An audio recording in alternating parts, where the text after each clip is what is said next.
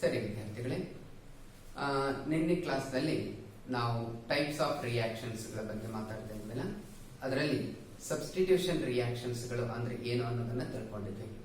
ನಾನು ಜಸ್ಟ್ ಅದನ್ನ ರಿಕಾಲ್ ಮಾಡಿ ಅದನ್ನೇ ನಾನು ಪುನರಾವರ್ತನೆಗೊಳಿಸಿ ಮುಂದೆ ಕಂಟಿನ್ಯೂ ಮಾಡೋಣ.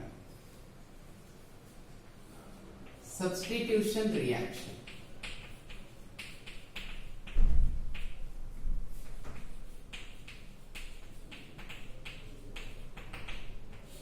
ಸಬ್ಸ್ಟಿಟ್ಯೂಷನ್ ರಿಯಾಕ್ಷನ್ಸ್ ಸ್ಥಾನ ಪಲ್ಲಟನೆ ಅಂತ ನಾನು ಓದ್ತೀನಿ. ನಾನೇನು ಹೇಳಿದೆ ಒಂದು ಖೋಖೋ ಎಕ್ಸಾಂಪಲ್ ಅನ್ನು ಕೊಟ್ಟಿದ್ದೆ. ಇಲ್ಲಿ an atom ಅಥವಾ group of atoms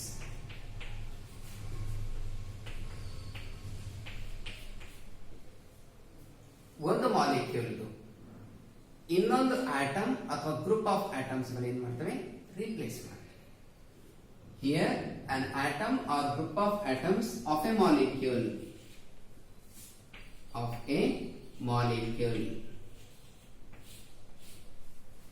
were replaced by ಅದನ್ನ ಸರಿಸಿ were replaced by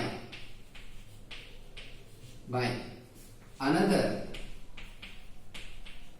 atom or group of atoms. So ಇದು ಸಬ್ಸ್ಟಿಟ್ಯೂಷನ್ ರಿಯಾಕ್ಷನ್ ಗಳ ಬಗ್ಗೆ ನಾವು ಹೇಳಿದ್ವಿ. ಉದಾಹರಣೆಗೆ ROH plus HX give rise to RX plus HOH water. ಇಲ್ಲಿ ಅಬ್ಸರ್ವ್ ಮಾಡಿ, X ಅನ್ನೋ ಆಟಮ್ OH ಅನ್ನ ರೀಪ್ಲೇಸ್ ಮಾಡಿದೆ. R ಜೊತೆ OH ಇತ್ತು, ಅದನ್ನ ಯಾರು ಬಂದು ರಿಪ್ಲೇಸ್ ಮಾಡಿದ್ದಾರೆ, X ರಿಪ್ಲೇಸ್ ಮಾಡಿದೆ. ಸೊ ಹೀಗಾಗಿ ಇಂಥ ಟೈಪ್ ರಿಯಾಕ್ಷನ್ಸ್ ಗಳಿಗೆ ನಾವೇನು ಕರಿತೀವಿ, ಸಬ್ಸ್ಟಿಟ್ಯೂಷನ್ ರಿಯಾಕ್ಷನ್ ಅಂತ ಹೇಳಿ ಕರಿತೀವಿ. ಇದರಲ್ಲಿ ಮತ್ತೆ ಅನೇಕ ಪ್ರಕಾರಗಳು ಬರುತ್ತೆ. ಇದನ್ನು ನೀವು ತರಗತಿಯಲ್ಲಿ ಓದುತ್ತಾ ಹೋಗ್ತೀರಿ. ಮುಂದೆ ತರಗತಿ ಶುರು ಆದ ನಂತರ, ಕ್ಲಾಸಸ್ ಶುರು ಆದ ನಂತರ, ಫಸ್ಟ್ ಇಯರ್ ಸ್ಟಾರ್ಟ್ ಆದ ನಂತರ ಅಲ್ಲಿ ಮತ್ತೆ ಇವುಗಳ ವಿಧಗಳ ಬಗ್ಗೆನೂ ಓದುತ್ತಾ ಹೋಗ್ತೀವಿ. ಆಗ ಈ ನಾಲೆಜ್ ನಿಮಗಿರಬೇಕು ಅಂತ ಹೇಳ್ತಾರೆ. ಸೊ ಇಲ್ಲಿ ಸಬ್ಸ್ಟಿಟ್ಯೂಷನ್ ರಿಯಾಕ್ಷನ್ ಗಳಲ್ಲಿ ನ್ಯೂಕ್ಲಿಯೋಫಿಲಿಕ್ ಸಬ್ಸ್ಟಿಟ್ಯೂಷನ್ ರಿಯಾಕ್ಷನ್ ಅಂತ ಒಂದು ಬರುತ್ತೆ. ಅಂದ್ರೆ ಒಂದು ನ್ಯೂಕ್ಲಿಯೋಫೈಲ್ ಇನ್ನೊಂದು ನ್ಯೂಕ್ಲಿಯೋಫೈಲ್ ಅನ್ನ ಸರಿಸುತ್ತೆ. ಅಂದ್ರೆ ಒಂದು ನೆಗೆಟಿವ್ ಚಾರ್ಜ್ ಇನ್ನೊಂದು ನೆಗೆಟಿವ್ ಚಾರ್ಜ್ ಅನ್ನ ರಿಪ್ಲೇಸ್ ಮಾಡುತ್ತೆ. ಅದಕ್ಕೆ ನ್ಯೂಕ್ಲಿಯೋಫೈಲ್ ಅಂತ ಕರೀತೀವಿ. ಸೊ ನ್ಯೂಕ್ಲಿಯೋಫೈಲ್ ಸಬ್ಸ್ಟಿಟ್ಯೂಷನ್ ರಿಯಾಕ್ಷನ್ ಅಂದ್ರೆ ಒಂದು ನ್ಯೂಕ್ಲಿಯೋಫೈಲ್ ಇನ್ನೊಂದು ನ್ಯೂಕ್ಲಿಯೋಫೈಲ್ ಅನ್ನ ಸರಿಸೋದು. ಎಲೆಕ್ಟ್ರೋಫಿಲಿಕ್ ಸಬ್ಸ್ಟಿಟ್ಯೂಷನ್ ರಿಯಾಕ್ಷನ್ ಅಂತ ಹೇಳ್ತೀವಿ. ಎಲೆಕ್ಟ್ರೋಫೈಲ್ ಅಂದ್ರೆ ಒಂದು ಪ್ಲಸ್ ಅಯಾನ್ ಇನ್ನೊಂದು ಪ್ಲಸ್ ಅಯಾನ್ ಅನ್ನ ಏನ್ ಮಾಡೋದು, ರಿಪ್ಲೇಸ್ ಮಾಡೋದು. ಅದಕ್ಕೆ ನಾವೇನಂತೀವಿ, ಎಲೆಕ್ಟ್ರೋಫಿಲಿಕ್ ಸಬ್ಸ್ಟಿಟ್ಯೂಷನ್ ರಿಯಾಕ್ಷನ್ ಅಂತ ಹೇಳಿ ಕರಿತೀವಿ. ಮೂರನೇದು ಫ್ರೀ ರಾಡಿಕಲ್ ಸಬ್ಸ್ಟಿಟ್ಯೂಷನ್ ರಿಯಾಕ್ಷನ್ ಅಂತ ಹೇಳಿ ಕರಿತೀವಿ. ಫ್ರೀ ರಾಡಿಕಲ್ ಸಬ್ಸ್ಟಿಟ್ಯೂಷನ್ ರಿಯಾಕ್ಷನ್ ಅಂತ ಹೇಳಿ ಕರಿತೀವಿ. ಅಂದ್ರೆ ಒಂದು ನ್ಯೂಟ್ರಲ್ ಆಟಮ್ ಇನ್ನೊಂದು ನ್ಯೂಟ್ರಲ್ ಆಟಮ್ ಅನ್ನ ರಿಪ್ಲೇಸ್ ಮಾಡೋದು. ಸೊ ಇದು ಟೈಪ್ಸ್ ಆಫ್ ಸಬ್ಸ್ಟಿಟ್ಯೂಷನ್ ರಿಯಾಕ್ಷನ್ಸ್ ಅಂತ ಹೇಳಿ ನಾವು ಕರಿತೀವಿ. ಅಂದ್ರೆ ಇಲ್ಲಿ ಏನಾಗುತ್ತೆ, ಒಂದು ಆಟಮ್ ಮಾಲಿಕ್ಯೂಲ್ ಜೊತೆ ಏನು ಬಾಂಡ್ ಆಗಿರುತ್ತೆ, ಆ ಆಟಮ್ ಅನ್ನ ಇನ್ನೊಂದು ಆಟಮ್ ಸರಿಸೋದು, ಖೋಖೋ ಆಡೋದಷ್ಟೇ. That is substitution reactions. Next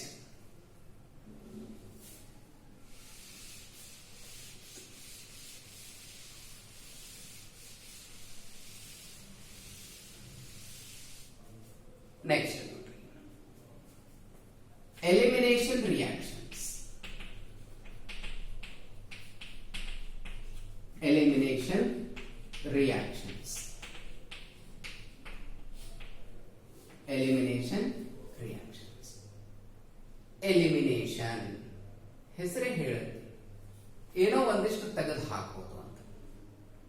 ಅಂದ್ರೆ ಈ ರಿಯಾಕ್ಷನ್ಸ್ ಗಳಲ್ಲಿ ಒಂದು ಮಾಲಿಕ್ಯೂಲ್ ನಿಂದ ಒಂದು ಆಟಮ್ ಆಗಿರಬಹುದು ಇಲ್ಲ ಗ್ರೂಪ್ ಆಫ್ ಆಟಮ್ಸ್ ಗಳನ್ನ ಹೊರಗೆ ಹಾಕೋದು. ಅಂತ ರಿಯಾಕ್ಷನ್ ಗಳಿಗೆ ನಾವೇನಂತ ಕರಿತೀವಿ? Elimination reaction. ಎಲಿಮಿನೇಷನ್ ರಿಯಾಕ್ಷನ್ ಗಳಲ್ಲಿ ಒಂದು ಎಕ್ಸಾಂಪಲ್ ನೋಡ್ರಿ. C C H H Cl H H H. ಇದಕ್ಕೆ ನಾವು ಆಕ್ಚುಲಿ ಈಥೈಲ್ ಕ್ಲೋರೈಡ್ ಅಂತ ಹೇಳಿ ಕರಿತೀವಿ. ಹೆಸರಿದೆ, ಮುಂದೆ ನೀವು ಓದ್ತೀರಿ, ನಾಮೆನ್ಕ್ಲೇಚರ್ ಓದ್ತೀರಿ, ವರ್ಷ ಡಿಟೇಲ್ ನಲ್ಲಿ ಓದ್ತೀರಿ. ಸೊ ಈಥೈಲ್ ಕ್ಲೋರೈಡ್, ಇದಕ್ಕೆ ನಾನೇನ್ ಮಾಡ್ತೀನಿ? KOH ಅನ್ನ ಹಾಕ್ತೀನಿ. ಆಲ್ಕೋಹಾಲಿಕ್ ಅಂದ್ರೆ ಆಲ್ಕೋಹಾಲ್ ನಲ್ಲಿ ಡಿಸಾಲ್ವ್ ಮಾಡಿದ್ದು, ಆಲ್ಕೋಹಾಲ್ ನಲ್ಲಿ ಕರಗಿಸಿರುವಂತಹ ಪೊಟ್ಯಾಷಿಯಂ ಹೈಡ್ರಾಕ್ಸೈಡ್ ಅನ್ನ ಹಾಕ್ತೀನಿ. ಅವಾಗ Cl K ಅನ್ನ ತಗೊಂಡು ಹೋಗುತ್ತೆ. ಈ H ಏನಿದೆ ಇದು OH ಜೊತೆ ಹೊರಗೆ ಬಂದ್ಬಿಡುತ್ತೆ. ಉಳಿತೇನು ನೋಡ್ರಿ, ನಾನೇನ್ ಹೇಳಿದೆ? K ಜೊತೆ Cl ಬಂತು, KCl ಆಯ್ತು. H ಜೊತೆ OH ಬಂತು, H2O ಆಯ್ತು. ಹಾಗಾದ್ರೆ ಉಳಿತೇನಿಲ್ಲಿ? CH2 ಉಳಿತು ನೋಡ್ರಿ. ಅಂದಾಗ ಸಿಂಗಲ್ ಬಾಂಡ್ ಇದ್ದದ್ದು ಏನಾಗ್ಬಿಡುತ್ತೆ? ಯಾಕಂದ್ರೆ ಕಾರ್ಬನ್ ವೇಲೆನ್ಸಿ ಸ್ಯಾಟಿಸ್ಫೈ ಆಗಬೇಕಲ್ಲ, 4 ಡಬಲ್ ಬಾಂಡ್ CH2. ಇಂಥ ರಿಯಾಕ್ಷನ್ಸ್ ಗಳಿಗೆ ನಾವೇನಂತ ಕರಿತೀವಿ? ಎಲಿಮಿನೇಷನ್. ಇಲ್ಲಿ ನಾವು ಏನ್ ಎಲಿಮಿನೇಟ್ ಮಾಡಿದ್ವಿ? ಕಾಂಪೌಂಡ್ ದಿಂದ ಹೈಡ್ರೋಜನ್ ಮತ್ತು ಕ್ಲೋರಿನ್ ಅನ್ನ ಎಲಿಮಿನೇಟ್ ಮಾಡಿದ್ವಿ, ರಿಮೂವ್ ಮಾಡಿದ್ವಿ, ಹೊರಗಡೆ ಹಾಕಿದ್ವಿ. ಅಂತ ರಿಯಾಕ್ಷನ್ ಗಳಿಗೆ ನಾವೇನಂತ ಕರಿತೀವಿ? ಎಲಿಮಿನೇಷನ್ ರಿಯಾಕ್ಷನ್ಸ್ ಅಂತ ಹೇಳಿ ಕರಿತೀವಿ. ಹಾಗಾದ್ರೆ ಡೆಫಿನೇಷನ್ ಏನ್ ಹೇಳುತ್ತೆ ನೋಡ್ರಿ. is a type of reaction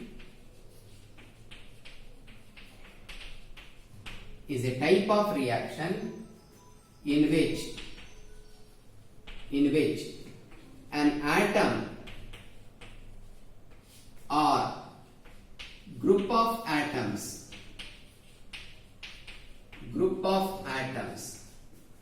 are removed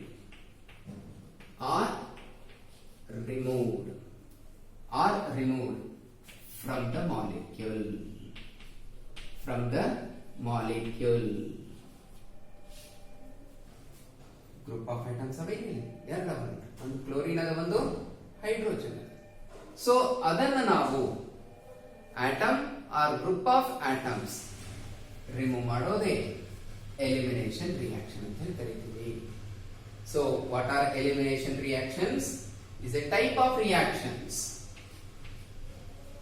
in which an atom or group of atoms are removed from the molecule.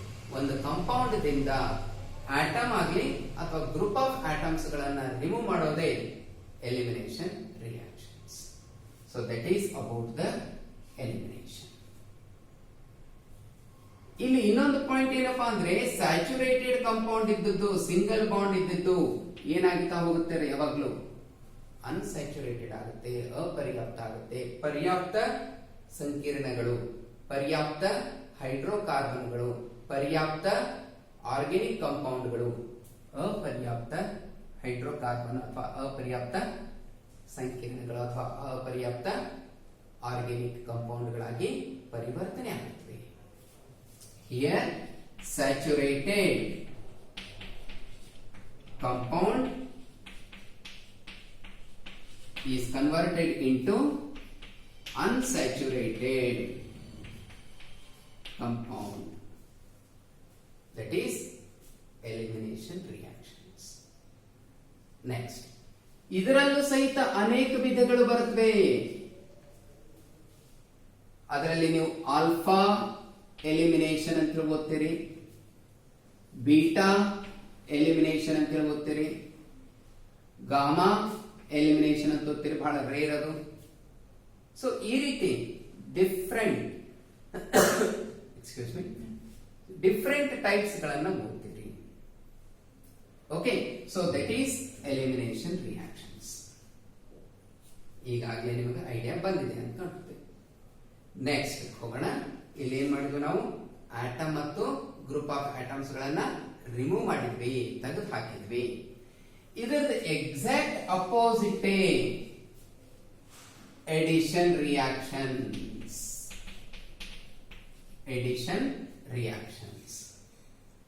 ಹಾಗಾದ್ರೆ ಎಡಿಷನ್ ರಿಯಾಕ್ಷನ್ಸ್ ಅಂದ್ರೆ ಏನು ಅನ್ನೋದನ್ನ ನೋಡ್ರಿ.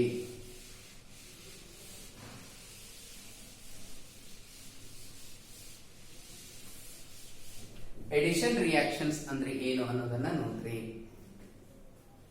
ಹೆಸರೇ ಹೇಳುತ್ತೆ, ಎಡಿಷನ್ ಹಾಕೋದು, ಅಲ್ಲಿ ತೆಗೆಯೋದಿತ್ತು, ಇಲ್ಲಿ ಹಾಕೋದು.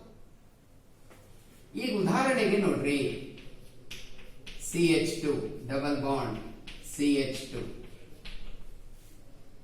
ಇದು ಈಥೀನ್ ಅಂತ ಹೇಳಿ ನಾವು ಕರಿತೀವಿ. ಇದೊಂದು ಆಕ್ಚುಲಿ ಅಲ್ಕೀನ್. ಇದಕ್ಕೆ ನಾನು ಹೈಡ್ರೋಜನ್ ಹಾಕಿದೆ ಇನ್ ಪ್ರೆಸೆನ್ಸ್ ಆಫ್ ಪೆಲಾಡಿಯಂ. ಪೆಲಾಡಿಯಂ ಅನ್ನೋದು ಕೆಟಲಿಸ್ಟ್. ಓಕೆ, ವೇಗವರ್ಧಕ ಅಂತ ಹೇಳಿ ಕರಿತೀವಿ. ಸೊ ಅಂದಾಗ ನೆಕ್ಸ್ಟ್ ಏನಾಯ್ತು ನೋಡ್ರಿ,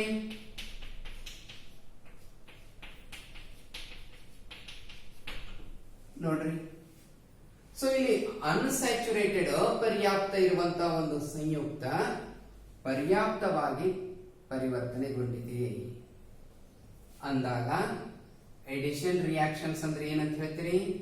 are the type of reactions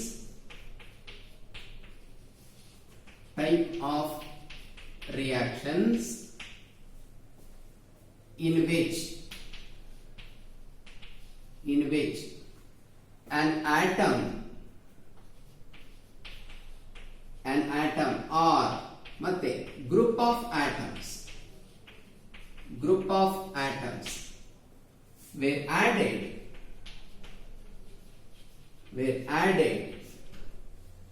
without disturbing or without removing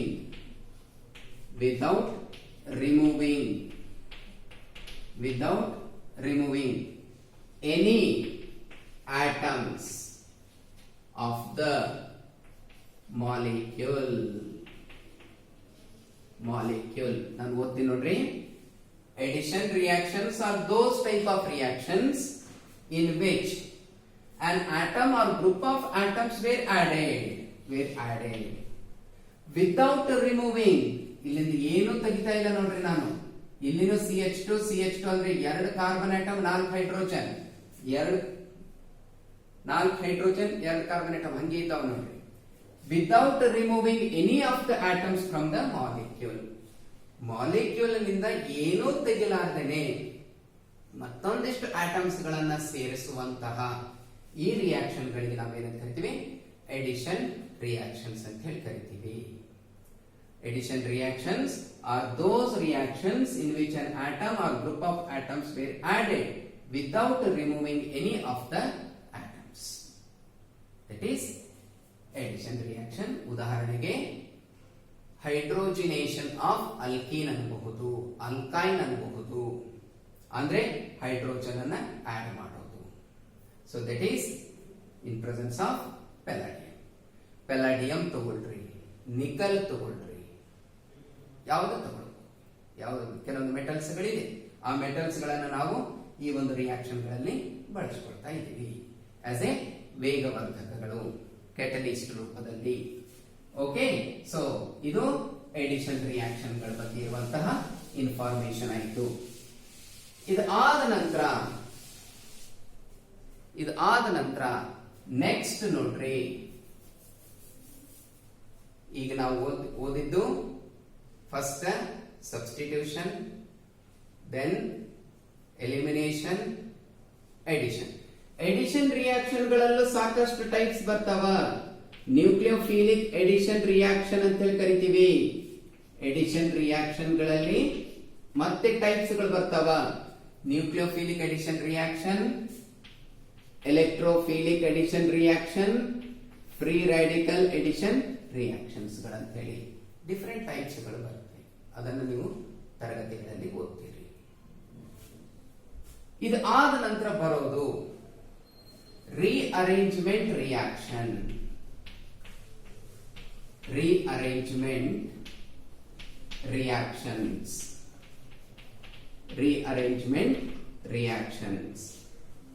ಹೆಸರೇ ಹೇಳುತ್ತೆ ನೋಡ್ರಿ. ರೀಅರೇಂಜ್ಮೆಂಟ್ ಅಂದ್ರೆ ಇಲ್ಲಿ ಒಂದು ಕಾಂಪೌಂಡ್ ನಲ್ಲಿರುವಂತಹ ಆಟಮ್ಸ್ಗಳು ತಮ್ಮ ಸ್ಥಾನದಿಂದ ಇನ್ನೊಂದು ಸ್ಥಾನಕ್ಕೆ ಏನಾಗೋದು, ಟ್ರಾನ್ಸ್ಫರ್ ಆಗೋದು, ವರ್ಗಾವಣೆ ಆಗೋದು. ಮಾಲಿಕ್ಯೂಲ್ ಐಡೆಂಟಿಟಿ, ಮಾಲಿಕ್ಯುಲರ್ ಇಂಟಿಗ್ರಿಟಿ ಇರೋದಿಲ್ಲ, ಡಿಸ್ಟರ್ಬ್ ಆಗಿರೋದಿಲ್ಲ. ಆದರೆ ಆಟಮ್ಸ್ಗಳು ಒಂದು ಜಾಗದಿಂದ, ಬಾಂಡ್ಗಳು ಒಂದು ಜಾಗದಿಂದ ಇನ್ನೊಂದು ಜಾಗಕ್ಕೆ ಏನಾಗುತ್ತೆ, ಶಿಫ್ಟ್ ಆಗುತ್ತವೆ. ಶಿಫ್ಟ್ ಆಗೋದ್ರಿಂದ ಒಂದು ಹೊಸ ಉತ್ಪನ್ನ ಬರುತ್ತೆ. ಅಂತ ಟೈಪ್ ರಿಯಾಕ್ಷನ್ ಗಳಿಗೆ ನಾವೇನಂತ ಕರಿತೀವಿ, ರಿಅರೇಂಜ್ಮೆಂಟ್. ರಿಅರೇಂಜ್ಮೆಂಟ್, ರಿ ಅಂದ್ರೆ ಮತ್ತೆ, ಮತ್ತೆ ಅರೇಂಜ್ ಆಗೋದು. ಮಾಲಿಕ್ಯೂಲ್ಸ್ ಗಳು ಮತ್ತೆ ಏನಾಗೋದು, ಅರೇಂಜ್ ಆಗ್ತಾ ಹೋಗೋದು, ಸೇರ್ಕೊಳ್ತಾ ಹೋಗೋದು, ಜೋಡಿಸ್ಕೊಳ್ತಾ ಹೋಗೋದು. ಉದಾಹರಣೆಗೆ ನೋಡ್ರಿ, ಇದು ಆಕ್ಚುಲಿ ರಿಯಾಕ್ಷನ್ ಅಲ್ಲ, ಇದೊಂದು ಅರೇಂಜ್ಮೆಂಟ್ ಅಷ್ಟೇ. ಇಲ್ಲೊಂದು ನಾನು ಸಿಂಪಲ್ ಎಕ್ಸಾಂಪಲ್ ನಿಮಗೆ ಹೇಳ್ತಾ ಇದ್ದೀನಿ ಅಷ್ಟೇ. ಇಲ್ಲಿ ನೋಡ್ರಿ ಏನಾಗ್ತಾ ಹೋಗುತ್ತೆ ಅನ್ನೋದು. ಈ ಡಬಲ್ ಬಾಂಡ್ ಏನಿದೆಯಲ್ಲ, ಇದು ಇಲ್ಲಿ ಶಿಫ್ಟ್ ಆಗುತ್ತೆ. ಈ ಹೈಡ್ರೋಜನ್ ಏನಿದೆ, ಇದು ಇಲ್ಲಿ ಬರುತ್ತೆ. ಅವಾಗ ಏನಾಗುತ್ತೆ ನೋಡ್ರಿ, CH3 ಇದು ಡಿಸ್ಟರ್ಬ್ ಆಗ್ಲಿಲ್ಲ. ಇಲ್ಲಿ ನೋಡ್ರಿ COH, ಆ ಡಬಲ್ ಬಾಂಡ್ ಇಲ್ಲಿ ಬಂದಿದೆ ಅಂತ ಹೇಳಿದೆ ನಾನು. H ನೋಡ್ರಿ, ಹೈಡ್ರೋಜನ್ ಈ ಕಾರ್ಬನ್ ಆಟಮ್ ನಿಂದ ಆಕ್ಸಿಜನ್ ಕಡೆ ಬಂದು ನಿಂತು, ಡಬಲ್ ಬಾಂಡ್ ಕಾರ್ಬನ್ ಮತ್ತು ಆಕ್ಸಿಜನ್ ಮಧ್ಯೆ ಇರುವಂತದ್ದು ಕಾರ್ಬನ್ಗಳ ಮಧ್ಯೆ ಬಂದು ನಿಂತು. ಅಂದ್ರೆ ಮಾಲಿಕ್ಯೂಲ್ ಒಳಗಡೆನೆ ಆಟಮ್ಸ್ಗಳು ತಮ್ಮ ಜಾಗದಿಂದ ಇನ್ನೊಂದು ಜಾಗಕ್ಕೆ ಏನಾಗುತ್ತವೆ, ಚಲಿಸ್ತಾ ಹೋಗುತ್ತವೆ, ವರ್ಗಾವಣೆಗೊಳ್ಳುತ್ತವೆ, ಅಲ್ಲಿ ಹೋಗಿ ನಿಲ್ಲುತ್ತವೆ. ಅಂತ ಟೈಪ್ ರಿಯಾಕ್ಷನ್ಸ್ ಗಳನ್ನ ನಾವೇನಂತ ಕರಿತೀವಿ, ರಿಅರೇಂಜ್ಮೆಂಟ್ ರಿಯಾಕ್ಷನ್ಸ್ ಅಂತ ಹೇಳಿ ಕರಿತೀವಿ. ಇದು ಆಕ್ಚುಲಿ ಇದು ಕೀಟೋ ಗ್ರೂಪ್. ಇದು ಕೀಟೋನ್ ಗ್ರೂಪ್ ನೀವು ಓದಿದ್ರಿ SSLC ನಲ್ಲಿ. ಕೀಟೋನ್ ಗ್ರೂಪ್ ಅಂತ ಹೇಳಿ ನಾವು ಕರಿತೀವಿ, CO ಗ್ರೂಪ್. ಇದಕ್ಕೆ OH ಗ್ರೂಪ್ ಅಂದ್ರೆ ನೀವು ಆಲ್ ಅಂತ ಹೇಳಿ ಬರೀತೀರಿ. ಇಲ್ಲಿ CC ಡಬಲ್ ಬಾಂಡ್ ಅದ ಅಂದ್ರೆ ಯಾವ್ದಿದು, ಅಲ್ಕೀನ್. ಅಲ್ಕೀನ್ ನಾವು ಈನ್ ಅಂತ ತಗೊಳ್ತೀವಿ. ಅಂದಾಗ ಇದಕ್ಕೆ ನಾವು ಏನಂತ ಕರಿತೀವಿ, ಕೀಟೋ ಎನಾಲ್ ಅರೇಂಜ್ಮೆಂಟ್.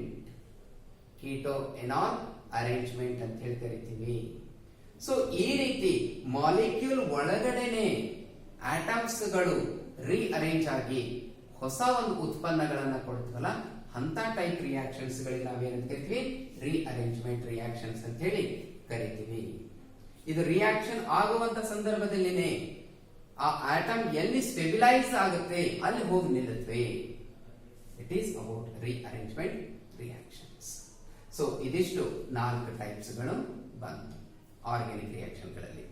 ಇನ್ನು ಇನಾರ್ಗ್ಯಾನಿಕ್ ರಿಯಾಕ್ಷನ್ಸ್ ಗಳಲ್ಲಿ ಅಂದ್ರೆ ನಿರವಯುವ ರಾಸಾಯನಿಕ ಕ್ರಿಯೆಗಳಲ್ಲಿ ಅನೇಕ ಪ್ರಕಾರಗಳು ಬರುತ್ತವೆ. ಅದರಲ್ಲಿ ಮೊದಲನೆಯದು inorganic reaction, types of inorganic reactions. Inorganic reactions, types of inorganic reactions. So ಇಲ್ಲಿ ಡಿಸ್ಪ್ಲೇಸ್ಮೆಂಟ್ ರಿಯಾಕ್ಷನ್ಸ್ ಅಂತ ಹೇಳಿ ಬರುತ್ತೆ. Displacement reactions, displacement reactions. Displacement ಅಂದ್ರೆ ಗೊತ್ತಿದೆ, ಈಗಾಗಲೇ ಸಬ್ಸ್ಟಿಟ್ಯೂಷನ್ ತರಾನೇ ಇದು. ಅದನ್ನೇ ನಾವು ಡಿಸ್ಪ್ಲೇಸ್ಮೆಂಟ್ ಅಂತ ಹೇಳ್ತಿರ್ತೀವಿ. ಒಂದು ಆಟಮ್ ಇನ್ನೊಂದು ಆಟಮ್ ಅನ್ನ ಡಿಸ್ಪ್ಲೇಸ್ ಮಾಡೋದು, ಸರಿಸೋದು. ಉದಾಹರಣೆಗೆ ನೋಡ್ರಿ, ಇದರಲ್ಲಿ 2 ಪ್ರಕಾರ ಬರುತ್ತೆ. ಒಂದು ಸಿಂಗಲ್ ಡಿಸ್ಪ್ಲೇಸ್ಮೆಂಟ್ ಅಂತ ಹೇಳಿ, ಇನ್ನೊಂದು ಡಬಲ್ ಡಿಸ್ಪ್ಲೇಸ್ಮೆಂಟ್ ಅಂತ ಹೇಳಿ. ಸಿಂಗಲ್ ಡಿಸ್ಪ್ಲೇಸ್ಮೆಂಟ್ ಮತ್ತು ಇನ್ನೊಂದು ಡಬಲ್ ಡಿಸ್ಪ್ಲೇಸ್ಮೆಂಟ್ ಅಂತ ಹೇಳಿ. ಸಿಂಗಲ್ ಡಿಸ್ಪ್ಲೇಸ್ಮೆಂಟ್ ಅಂದ್ರೆ ಏನು ನೋಡ್ರಿ, Mg plus HCl give rise to MgCl2 plus H2. Balance ಮಾಡಿದ್ರೆ 2HCl ಆಯ್ತು. ಇಲ್ಲಿ ಮ್ಯಾಗ್ನೀಷಿಯಂ ಯಾರನ್ನ ಡಿಸ್ಪ್ಲೇಸ್ ಮಾಡಿದೆ, ಯಾರನ್ನ ಸರಿಸಿದೆ, ಹೈಡ್ರೋಜನ್ ಅನ್ನ ಸರಿಸಿದೆ. ತಾನು ಹೋಗಿ ಕ್ಲೋರಿನ್ ಬಾಜು ಕೂತ್ಕೊಂಡ್ಬಿಟ್ಟಿದೆ. ಸಿಂಗಲ್ ಡಿಸ್ಪ್ಲೇಸ್ಮೆಂಟ್ ಆಯ್ತು. ಅಂದ್ರೆ ಒಂದೇ ಆಟಮ್ ಅನ್ನ ಡಿಸ್ಪ್ಲೇಸ್ ಮಾಡಿದೆ. ಇಂಥವುಗಳಿಗೆ ನಾವೇನಂತ ಕರಿತೀವಿ, ಸಿಂಗಲ್ ಡಿಸ್ಪ್ಲೇಸ್ಮೆಂಟ್ ರಿಯಾಕ್ಷನ್ ಅಂತ ಕರಿತೀವಿ. ಸಿಂಗಲ್ ಡಿಸ್ಪ್ಲೇಸ್ಮೆಂಟ್ ನಲ್ಲಿ ಏನಾಗುತ್ತೆ, ಸಾಮಾನ್ಯವಾಗಿ ಒಂದು ಆಟಮ್ ಇನ್ನೊಂದು ಆಟಮ್ ಅನ್ನ ಸರಿಸೋದಷ್ಟೇ, ಅಥವಾ ಒಂದು ಮಾಲಿಕ್ಯೂಲ್ ಇನ್ನೊಂದು ಮಾಲಿಕ್ಯೂಲ್ ಅನ್ನ ಸರಿಸೋದು. ಇದು ಸಿಂಗಲ್ ಡಿಸ್ಪ್ಲೇಸ್ಮೆಂಟ್ ಆಯ್ತು. ಇನ್ನು ಡಬಲ್ ಡಿಸ್ಪ್ಲೇಸ್ಮೆಂಟ್ ಅಂದಾಗ ನೋಡ್ರಿ, ಅದಕ್ಕೊಂದು ಉದಾಹರಣೆ ನೋಡ್ರಿ. BaCl2 plus AgNO3 give rise to ಇಲ್ಲಿ ಮುಂದೆ ಬರೀತೀನಿ ಬೇಕಾದ್ರೆ, give rise to BaNO3 taken twice plus AgCl. Balance ಮಾಡಿದ್ರೆ 2AgNO3 ಬಂತು, 2AgCl ಆಯ್ತು. NO3 ಎರಡವ, ಬೇರಿಯಂ ಒಂದದ, ಎರಡು ಸಿಲ್ವರ್ ಅವ, ಎರಡು ಕ್ಲೋರಿನ್ ಅವ, ರಿಯಾಕ್ಷನ್ ಬ್ಯಾಲೆನ್ಸ್ ಆಗಿದೆ. ಬಟ್ ಅಬ್ಸರ್ವೇಷನ್ ಏನಿದೆ ನೋಡ್ರಿ, ಇಲ್ಲಿ ಬೇರಿಯಂನು ಡಿಸ್ಪ್ಲೇಸ್ ಆಗ್ಯದ, ಕ್ಲೋರಿನ್ ಡಿಸ್ಪ್ಲೇಸ್ಮೆಂಟ್ ಆಗ್ಯದ, ಸಿಲ್ವರ್ನು ಡಿಸ್ಪ್ಲೇಸ್ಮೆಂಟ್ ಆಗ್ಯದ, ನೈಟ್ರೇಟ್ನು ಡಿಸ್ಪ್ಲೇಸ್ಮೆಂಟ್ ಆಗ್ಯದ. ಸಿಲ್ವರ್ ಹೋಗಿ ಹೋಗಿ ಕ್ಲೋರಿನ್ ಜೊತೆ ಬಾಂಡ್ ಆಗ್ಯದ, ಬೇರಿಯಂ ಹೋಗಿ ನೈಟ್ರೇಟ್ ಜೊತೆ ಬಾಂಡ್ ಆಗ್ಯದ. ಹಾಗಾಗಿ ಇಂಥ ರಿಯಾಕ್ಷನ್ಸ್ ಗಳನ್ನ ನಾವೇನಂತ ಕರಿತೀವಿ, ಡಬಲ್ ಡಿಸ್ಪ್ಲೇಸ್ಮೆಂಟ್ ಅಂತ ಕರಿತೀವಿ. ಹೆಸರೇ ಹೇಳುತ್ತೆ ನೋಡ್ರಿ, ಡಬಲ್ ಅಂದ್ರೆ 2, ಬೇರಿಯಂ ಸಿಲ್ವರ್ ಎರಡು ಏನಾಗ್ಯಾವ, ಡಿಸ್ಪ್ಲೇಸ್ ಆಗಿ ಎರಡು ವಿಭಿನ್ನ ಪ್ರಾಡಕ್ಟ್ ಗಳನ್ನ ಕೊಡ್ತಾವ. ಅಂತವುಗಳಿಗೆ ನಾವೇನಂತ ಕರಿತೀವಿ, ಡಬಲ್ ಡಿಸ್ಪ್ಲೇಸ್ಮೆಂಟ್ ರಿಯಾಕ್ಷನ್ಸ್ ಅಂತ ಹೇಳಿ ಕರಿತೀವಿ. ಸೊ ಡಿಸ್ಪ್ಲೇಸ್ಮೆಂಟ್ ರಿಯಾಕ್ಷನ್ಸ್ ಅಂದ್ರೆ ಏನು, ಇದೊಂದು ಸಬ್ಸ್ಟಿಟ್ಯೂಷನ್ ಟೈಪ್ ರಿಯಾಕ್ಷನ್. ಸಾಮಾನ್ಯವಾಗಿ ಇದರಲ್ಲಿ ಒಂದು ಆಟಮ್ ಇನ್ನೊಂದು ಆಟಮ್ ಅನ್ನ ಡಿಸ್ಪ್ಲೇಸ್ ಮಾಡಬಹುದು, ಇಲ್ಲ ಎರಡು ಆಟಮ್ಸ್ ಗಳು ಒಂದಕ್ಕೊಂದು ಏನಾಗಬಹುದು, ವರ್ಗಾವಣೆಗೊಳ್ಳಬಹುದು. That is about the displacement reactions. Single ಬಂತು, ಡಬಲ್ ಬಂತು. ಇನ್ನು ಎರಡನೇ ಟೈಪ್, ಸಾಮಾನ್ಯವಾಗಿ ಎರಡನೇ ಟೈಪ್ ಡಿಕಂಪೋಸಿಷನ್ ರಿಯಾಕ್ಷನ್ ಅಂತ ಹೇಳಿ ಕರಿಬಹುದು. ಡಿಕಂಪೋಸಿಷನ್ ರಿಯಾಕ್ಷನ್ಸ್ ಅಂತ ಹೇಳಿ ಕರಿತೀವಿ. ಹೆಸರೇ ಹೇಳುತ್ತೆ ನೋಡ್ರಿ, ಕಾಂಪೋಸಿಷನ್ ಅಂದ್ರೆ ಎದರಿಂದ ಮಾಡಲ್ಪಟ್ಟಿದೆ ಅದು ಪ್ರತ್ಯೇಕಗೊಳ್ಳುವುದು. ಈಗ ಉದಾಹರಣೆಗೆ ಕ್ಯಾಲ್ಸಿಯಂ ಕಾರ್ಬೋನೇಟ್ ಅದಂತ ಇಟ್ಕೋರಿ, ನಾನು ಹೇಳ್ತೀನಿ ಒಂದು ಮಿನಿಟ್.